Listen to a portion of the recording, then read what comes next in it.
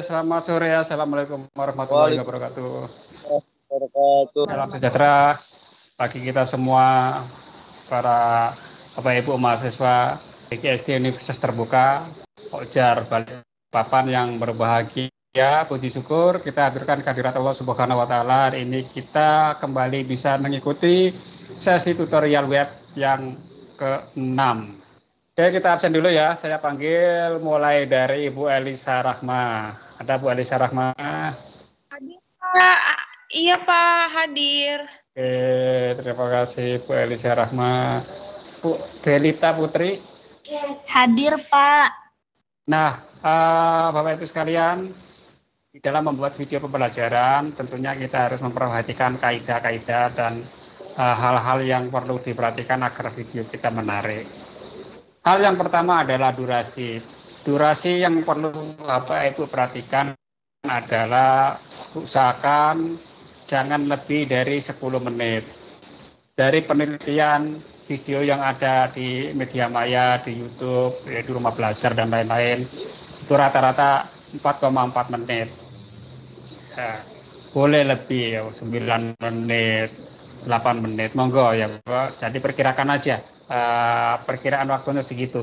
Sehingga nanti di dalam mengemas video, materi-materi dalam unit yang kecil.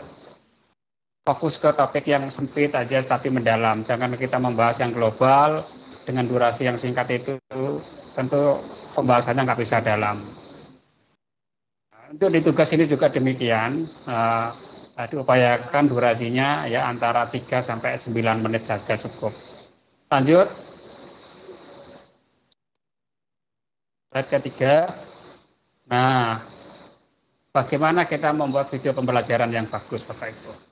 Saya sering masih melihat video yang diambil dengan kamera tapi posisinya salah. Dalam mengambil gambar dengan kamera dengan handphone, upayakan posisinya landscape. Landscape seperti ini, jangan potret. Kalau Bapak potret ketika diedit, maka ada bidang yang kosong, kiri kanan kosong, sehingga hasilnya tidak maksimal. Ya. Kalau nanti ngambilnya miring, insya Allah begitu diedit full screen, jadi tidak ada bidang yang sia-sia, tidak ada bidang yang hitam atau nganggur.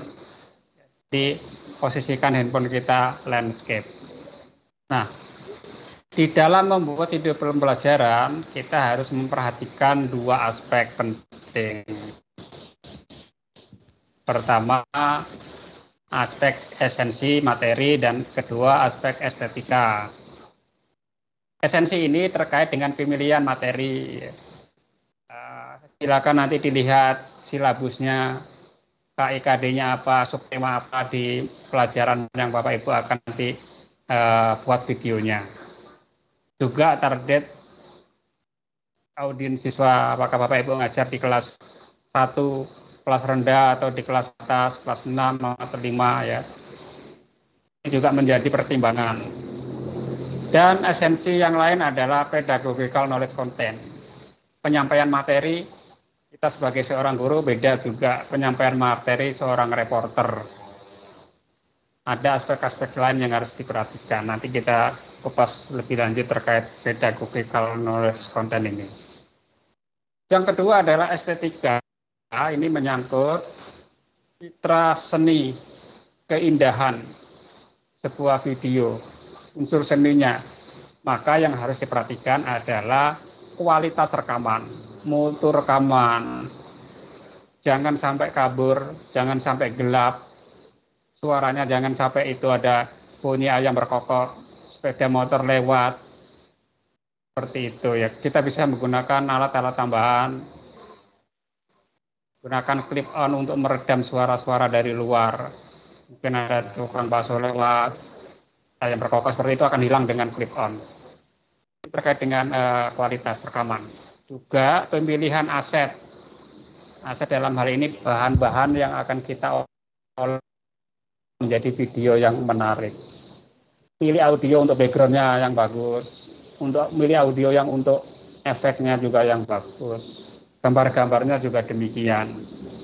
Dan yang juga tak kalah penting nanti teknik editing, menggunakan software editing yang sudah saya share di grup.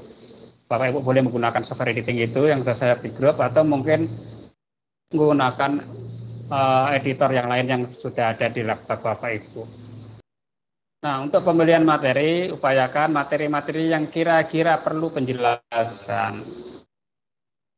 Materi yang sulit dicerna oleh anak-anak ketika harus dibaca secara biasa.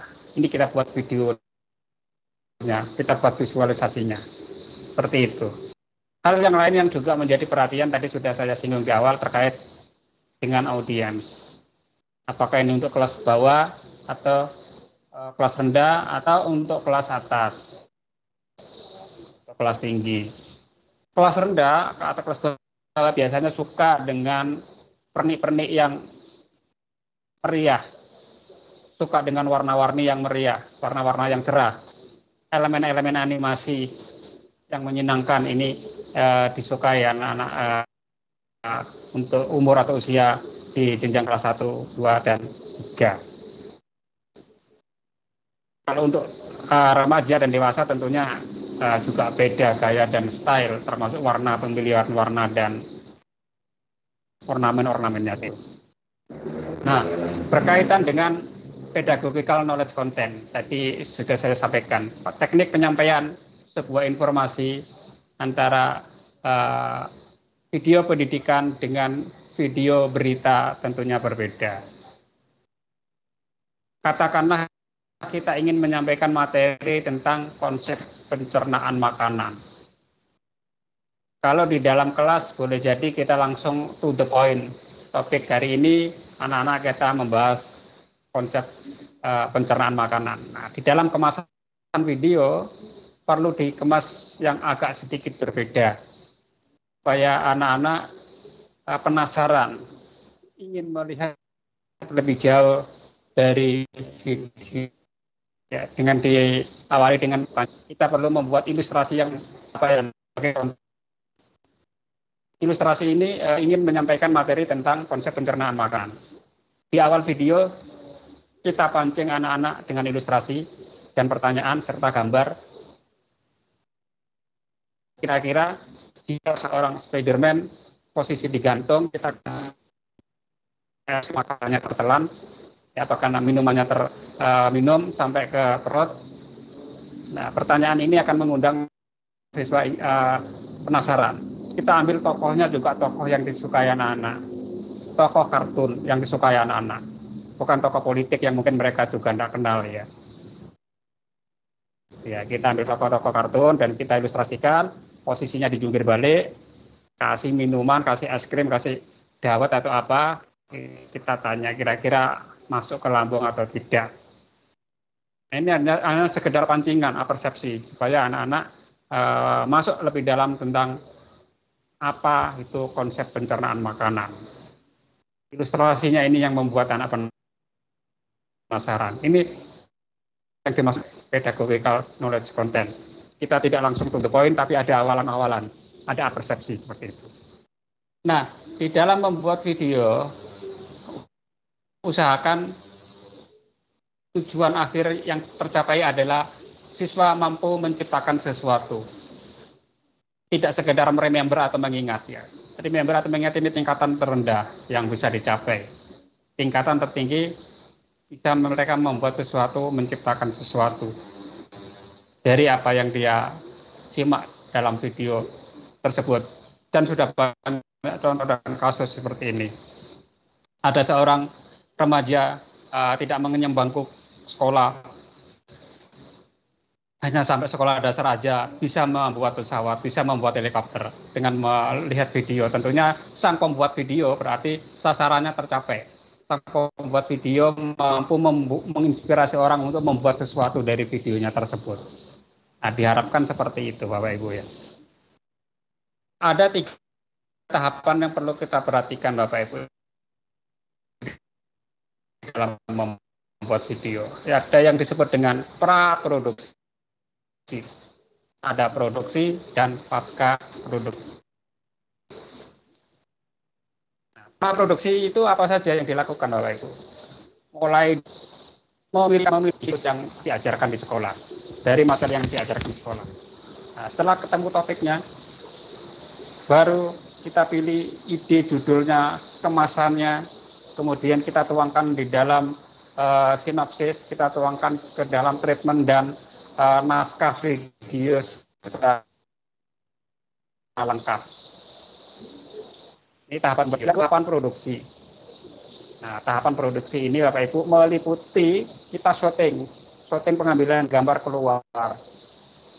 Apakah itu syutingnya di taman, atau syutingnya di lapangan, atau syutingnya di ruangan. Nah, ini disebut dengan tahap produksi. Tahap berikutnya adalah tahap pasca produksi.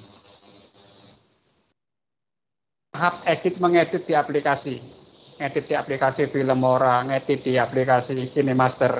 Itu disebut dengan tahap produksi. Insya Allah minggu depan kita akan masuk ke tahap pasca produksi.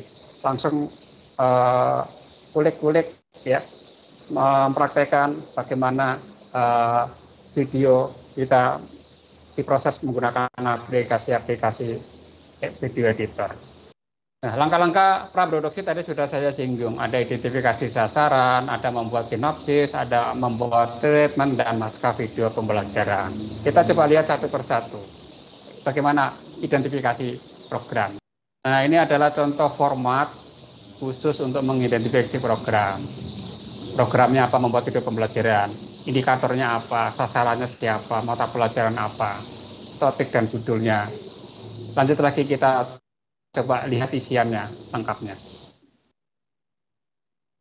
Oke, sinopsis ini menggambarkan secara singkat isi secara keseluruhan video itu. Dengan sinopsis nanti orang akan mengetahui, oh nanti jadinya seperti ini, seperti itu.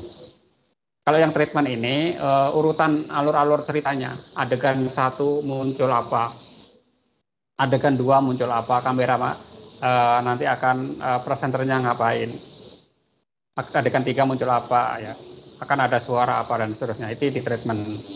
Nah, yang hasil akhir dari praproduksi ya, hasil akhir dari praproduksi adalah naskah video pembelajaran.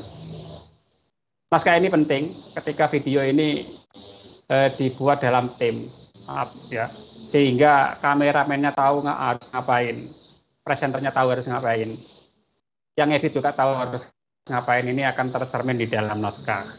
Nah, ini contoh lengkapnya, contoh lengkap identifikasi program. Nanti Bapak Ibu bisa adopsi.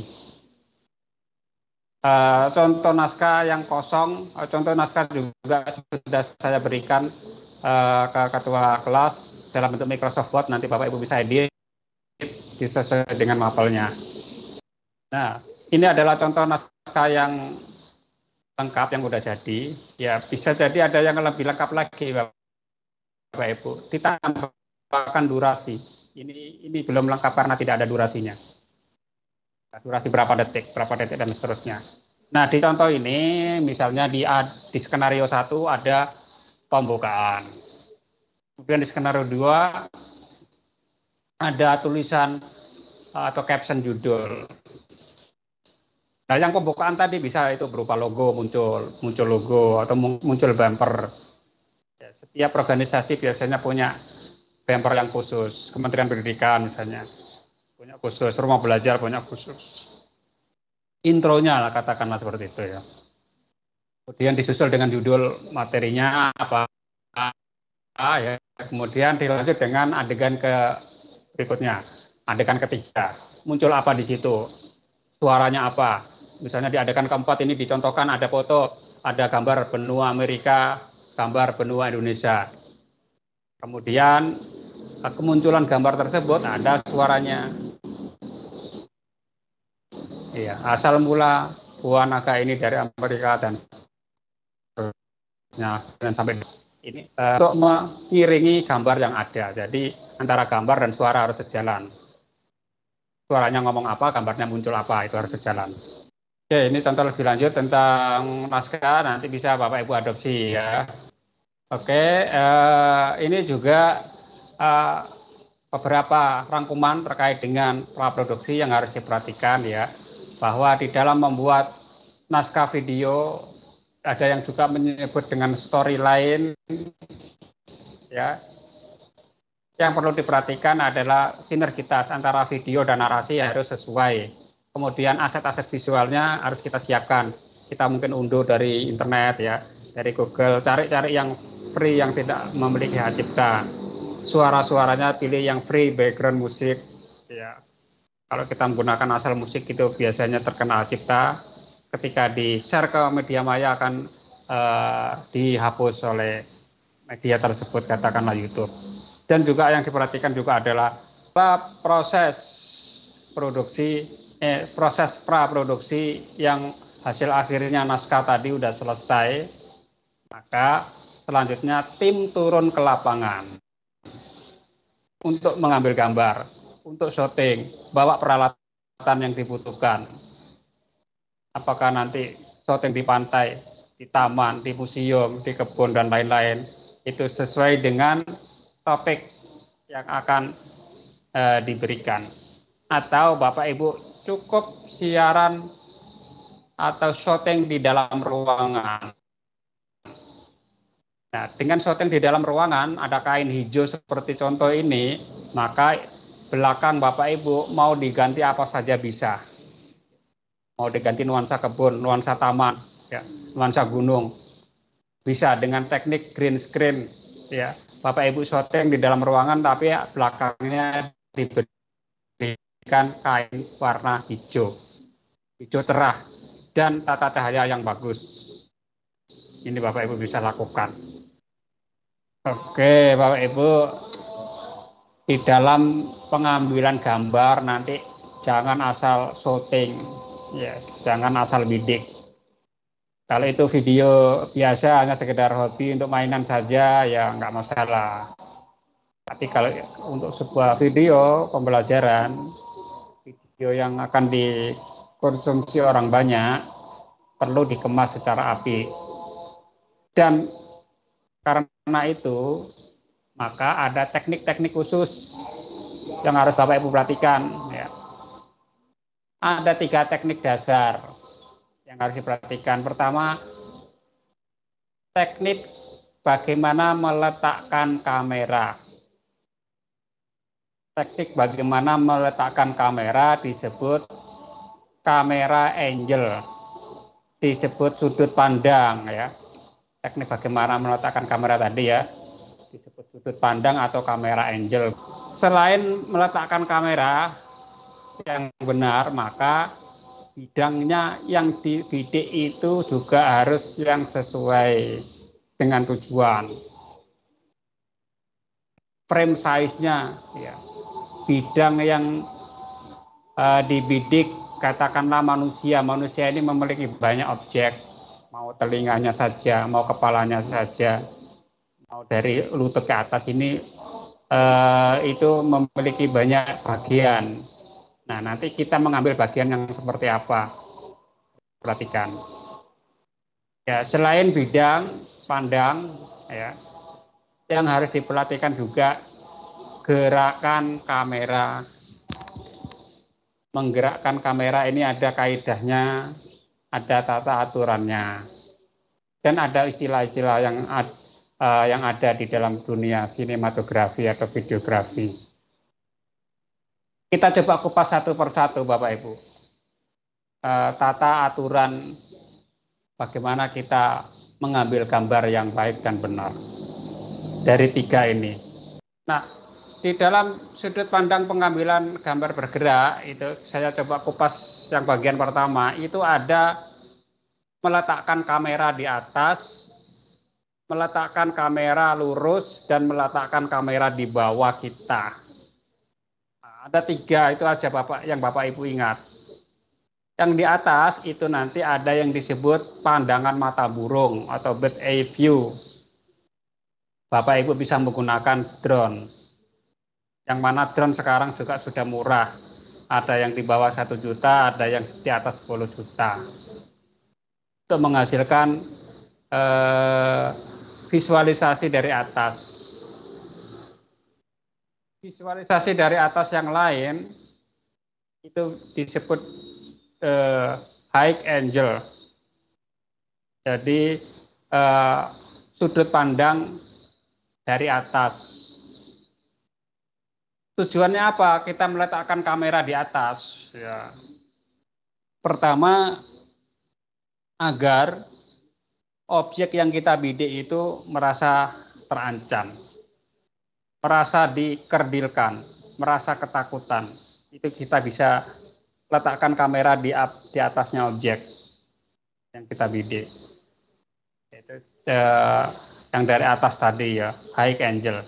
High angle Bapak Ibu bisa manjat, apa yang bisa dipanjat di situ. Bisa menggunakan tongsis juga bisa. Di dalam film-film juga menggunakan teknik yang disebut low angle. Kamera kita letakkan di bawah. Tujuannya apa? Kamera kita letakkan di bawah untuk memberikan kesan bahwa objek yang kita bidik itu memiliki kekuatan lebih, memiliki superpower, terkesan gagah dan lebih perkasa seperti itu ya. Kalau kita bidik dari bawah. Lanjut lagi Pak tadi ke next. Nanti ada ilustrasi contohnya di situ. Contoh gambaran bagaimana meletakkan kamera di bawah objek. Nah, saat kita meletakkan kamera di bawah objek, itu juga ada yang lebih rendah lagi Bapak Ibu. Namanya frog angle ya. Jadi pandangan mata katak ya, ini frog angle ini. Biasanya kameramennya itu sampai berebah itu di tanah itu ya, berebah di lantai, di rumput. Untuk mendapat objek yang diinginkan. Misalnya puncak Monas atau puncak gunung bertingkat. Supaya dapat semua, itu kita bisa gunakan teknik frog angle. Nah itu tadi Bapak Ibu ya, terkait dengan posisi kamera, menempatkan posisi kamera. Perlu Bapak Ibu ingat hanya 3, yaitu atas, lurus, dan bawah itu aja.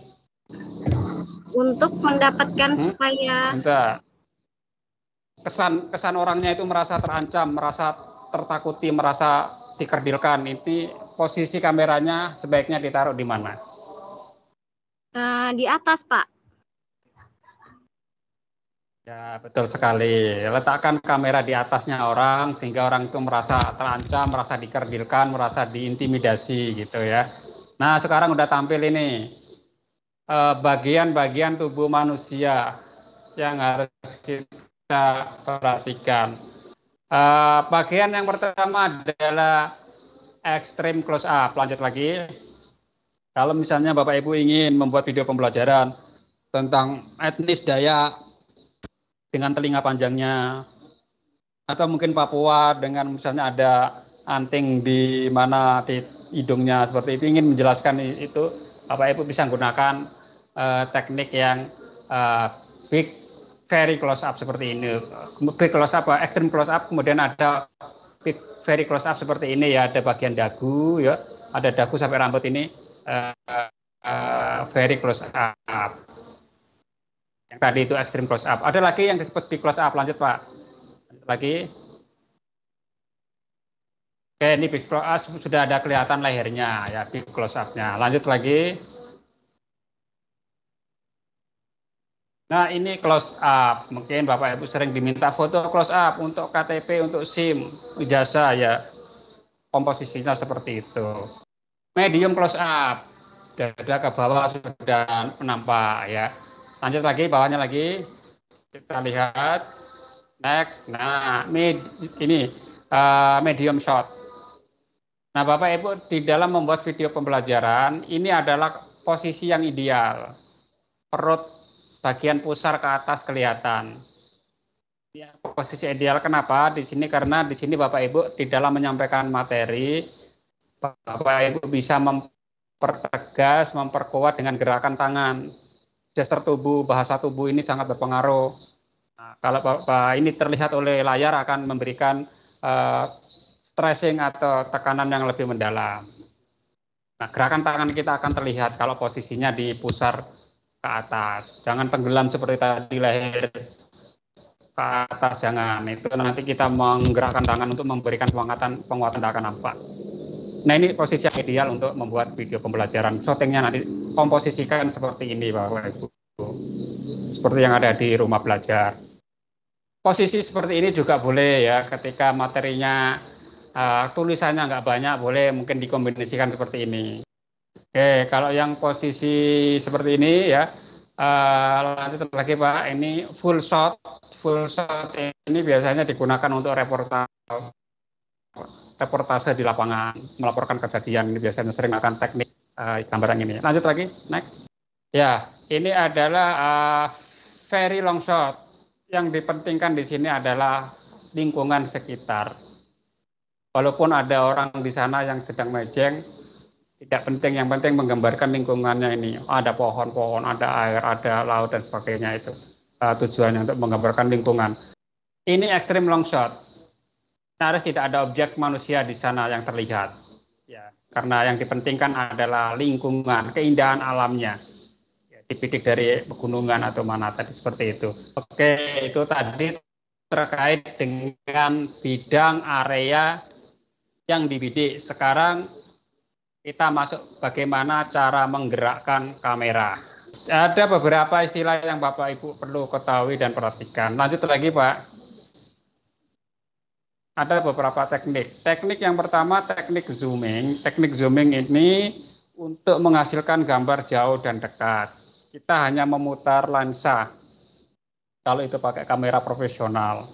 Kalau pakai handphone tinggal digosok-gosok ini aja ya. Nah, untuk menghasilkan gambar besar dan kecil, kalau kita shooting dengan handphone tidak direkomendasikan karena akan menghasilkan kualitas gambar yang kurang cerah pada saat kita men-zoom. Kecuali kita menggunakan kamera profesional, tidak masalah, kita mau bidik dari jauh tinggal gerakan itu. Kalau dari handphone mendingan kita yang mendekat. Bukan dengan teknik zooming ini. Oke, lanjut. Ada teknik menggerakkan kamera yang disebut dengan panning. Kamera noleh kiri, kamera noleh kanan. Pan left, pan right dengan sudut yang sama. Ini namanya pan ya. Gerakan panning. Di acara wisuda mungkin ya, ingin menyisir wisudawannya dari kiri ke kanan, bisa menggunakan teknik ini. Seperti tadi aneka buah naga dibidik dengan menggunakan teknik itu juga bisa. Gerakan kamera dingkluk dan danga. Tail up, tail down. Sudutnya sama.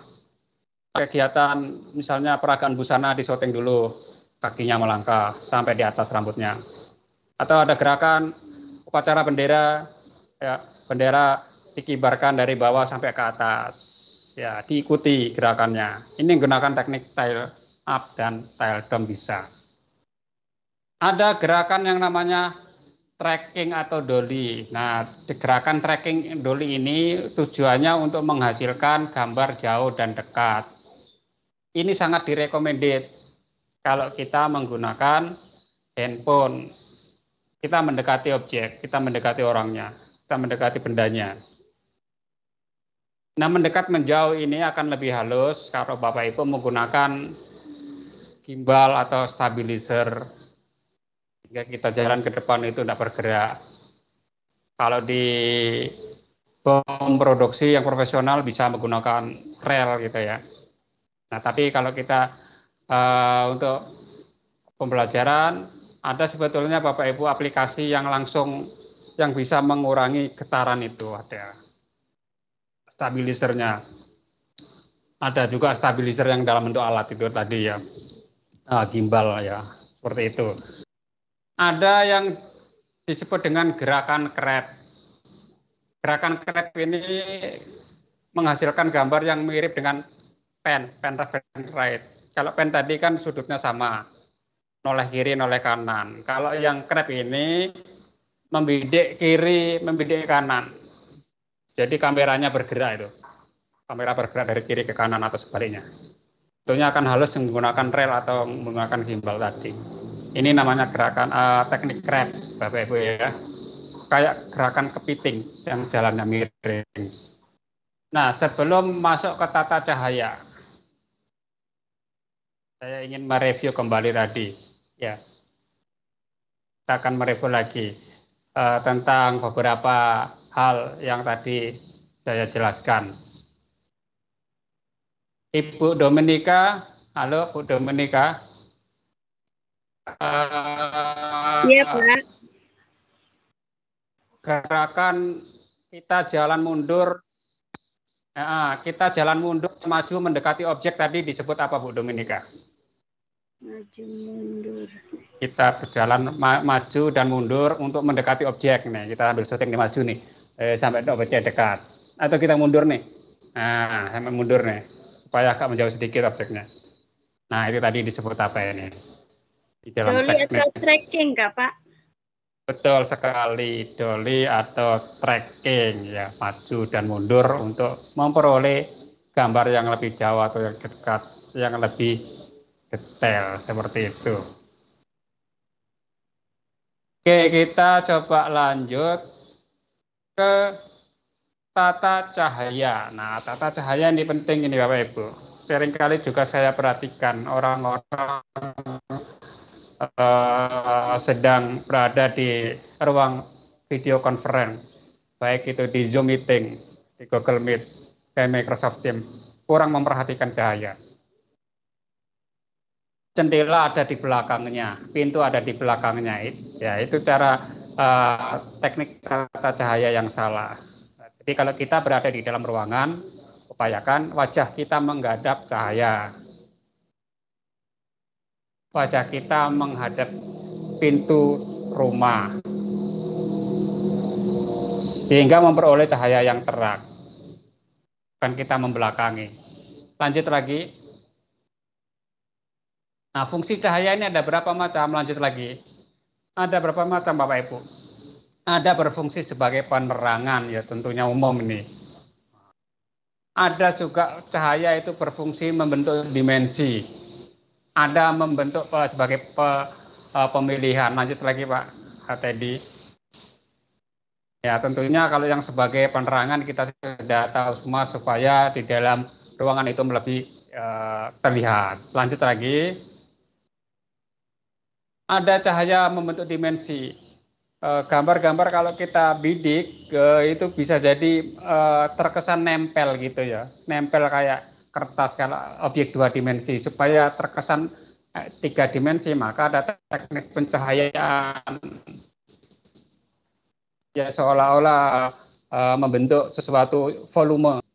Ada cahaya berfungsi sebagai pemilihan. Apa ini? Katakanlah kita dalam sebuah panggung. Dalam sebuah panggung ada banyak objek. Dalam sebuah meja ada banyak benda.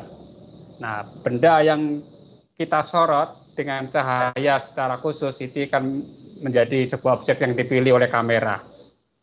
Di antara sekian orang yang ada di panggung, ada satu yang menjadi fokus, kasih cahaya. Seperti itu, fungsi cahaya. Oke, kalau kita syuting di dalam ruangan, diusahakan tata cahayanya seperti ini. Ada yang disebut dengan key light atau cahaya utama. Cahaya yang paling terang. Letakkan kira-kira 45 derajat di sebelah kiri. Kemudian ada fill light atau cahaya secondary ya. Saya ini kurang lebih nggak terlalu terang dari yang utama. Fungsinya ini untuk menghindari bayangan. Fill-nya itu untuk mengisi bayangan. Bayangan yang dari kiri kita isi dengan cahaya yang agak sedikit terurup, maka bayangannya akan hilang. Dan perlu juga backlight, cahaya yang berada di belakangnya objek. Ya, ini juga fungsinya untuk menghilangkan bayangan dari cahaya yang terang dari samping depan tadi yang 45 derajat. Nah ini posisikan seperti ini Bapak Ibu. Jadi ada key light, ada fill light, dan backlight seperti itu. rekomendasinya Bapak Ibu menggunakan cahaya alam. Lanjut lagi. Ketika Bapak Ibu menggunakan cahaya alam, maka direkomendasikan syutingnya itu antara jam 8 sampai jam 10 pagi atau jam 3 sampai jam 5 sore. Ini cahayanya pas ya, tidak terlalu terik. Dan cahaya alam ini merata Bapak Ibu. Merata ada di dalam. Kadang kalau kita cahaya buatan, pipi kanan terang, pipi kiri gelap. Tapi kalau cahaya alami bisa merata ke seluruh area. Ini pasca produksi, insya Allah nanti minggu depan kita pasca produksi, yaitu terkait dengan mengedit hasil syuting. Mengedit hasil syuting. Bapak Ibu sudah mulai syuting ini, mulai minggu depan ini. Boleh di kamar dengan green screen tadi ya, dengan kain warna hijau yang Bapak Ibu sudah siapkan, ya, hijau muda, ukuran 1 kali 2 meter juga bisa. Dan ada beberapa trik juga yang nanti Bapak Ibu perlu perhatikan ya. Pembelian aset, behavior ya, di dalam istilah di aplikasi behavior ini ada diistilahkan dengan yang lain, misalnya nanti moving atau movement atau animation seperti itu. Lanjut lagi ya. Ini akan lebih detail akan kita praktekkan minggu depan, termasuk yang ini ya. Fitur-fitur transisinya. Setiap aplikasi memiliki style transisi. Transisi itu model antara klip satu dan klip yang lain itu perpindahannya seperti apa. Ada yang perpindahannya muter-muter, ada yang ada efek pecah, ada efek 3 dimensi, itu terkait transisi.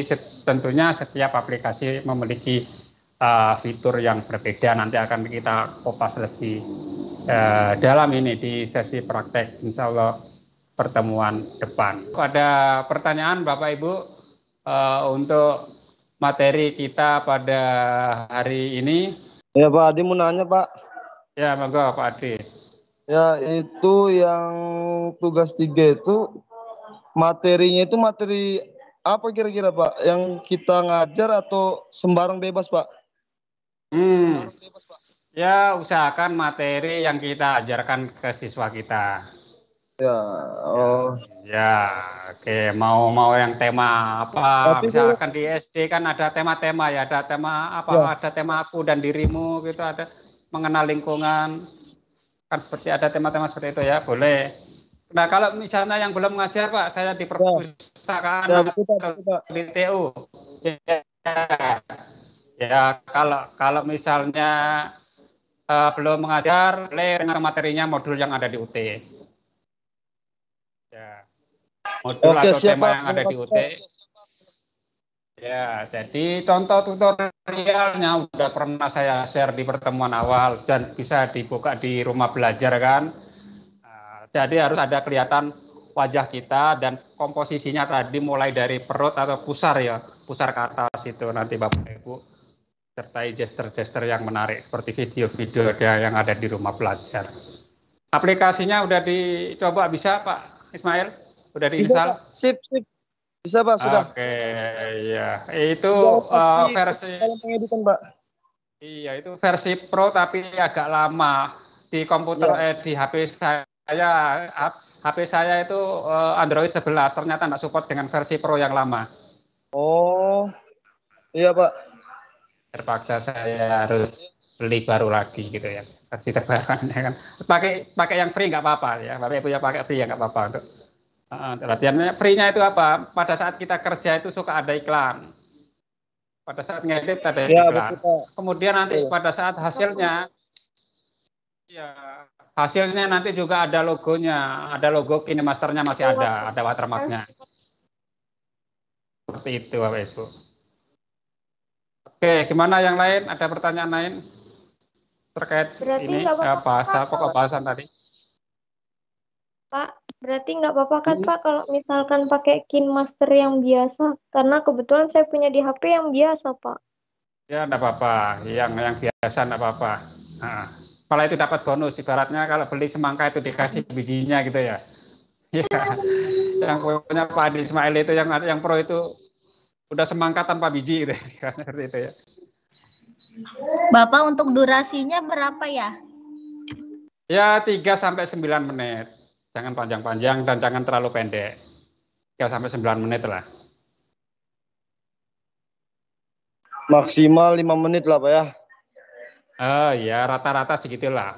4-5 menit itu rata-ratanya. Boleh-boleh sedikit ya. Jangan lebih dari. Aplikasinya mesti KineMaster ya? Bebas, Iya, Mbak. aplikasinya bebas. Ya, Bebas. boleh KineMaster, boleh boleh Filmora, boleh ya, boleh KineMaster, boleh Filmora. Yang penting di situ nampak wajah kita ya dalam posisi medium shot. Nampak wajah kita dalam posisi medium shot, artinya ada gesture tangan terlihat, bagian pusar ke atas terlihat. Jangan penampakan kepala saja. Ada sih video pembelajaran yang ada wajahnya tapi penampakan kepala saja ada ya.